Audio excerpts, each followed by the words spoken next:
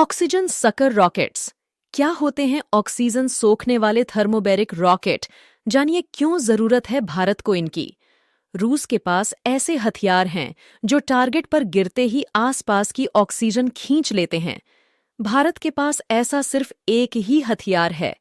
पाकिस्तान और चीन की हरकतों को देखते हुए यहां ऐसे हथियारों के डेवलपमेंट की जरूरत है।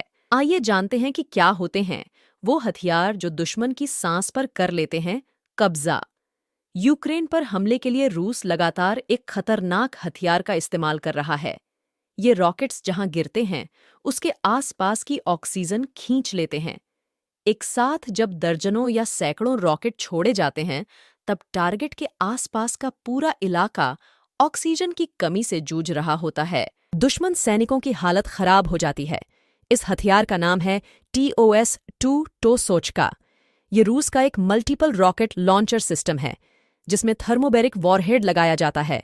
साल 2021 से रूस की सेना इसका इस्तेमाल कर रही है। एक रॉकेट सिस्टम में 220 मिलीमीटर कैलिबर के 18 रॉकेट होते हैं। इनकी रेंज 10 किलोमीटर होती है। रॉकेट की रेंज छोटी जरूर है लेकिन हमला बेहद घातक। ऐसा ही इसका पुराना वर्जन TOS-1 है। इन दोनों हथियारों के सामने कोई भी सैनिक नहीं आना चाहता क्योंकि ये आपसे ऑक्सीजन ही छीन लेता है। भारत चाहे तो ऐसे हथियार का इस्तेमाल खुद कर सकता है।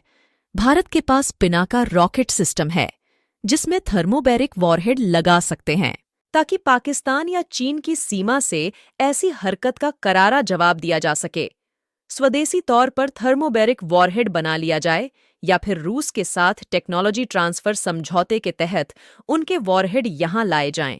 पर उससे पहले यह जरूरी है जानना कि थर्मोबैरिक हथियार या वॉरहेड क्या होता है।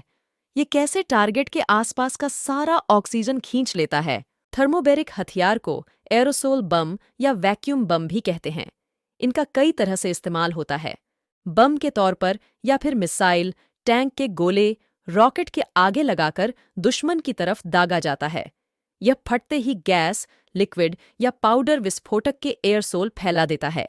आमतौर पर इनका इस्तेमाल बख्तरबंद वाहनों के अंदर मौजूद सैनिकों को निकालने के लिए, इमारतों या बंकरों में छिपे दुश्मन को बाहर निकालने के लिए किया जाता है। पहले ऐसे हथियारों से हमला करो। जब सैनिक बंकरों से बाहर निकल आएं तो उन्हें आराम से निशान बना लो। इससे बहुत ज्यादा गर्मी निकलती है, फिर ऑक्सीजन कम हो जाता है। ह्यूमन राइट वॉच ने अमेरिकी डिफेंस इंटेलिजेंस एजेंसी DIA की एक स्टडी का हवाला देते हुए बताया था कि जब थर्मोबैरिक हथियार फटता है तब उससे प्रेशर वेव निकलती है, वैक्यूम बनता है जिससे फेफड़े फट जाते हैं। इसमें मौजूद विस्फोटक से केमिकल सैनिकों की सांस के जरिए शरीर में चला जाता है, शरीर को अंदर से जला देते हैं। आमतौर से इसमें FAE fuels, ethylene oxide, propylene oxide डाले जाते हैं। ये बेहद टॉक्सिक होते हैं। शरीर के अंदर न दिखने वाले घाव हो जाते हैं, कान के पर्दे फट जाते हैं। इसके विस्फोट से बहुत ज्यादा धुंधलापन आ जाता है। शरीर के अंदर के अंग फट जाते हैं, दिखना बंद हो जाता है। भारत के पास फिलहाल अर्जुन टैंक में इस्तेमाल होने high explosive squash head thermobaric गोले हैं। इसके अलावा भारतीय मिलिट्री किसी और थर्मोबैरिक हथियार का इस्तेमाल नहीं करती है।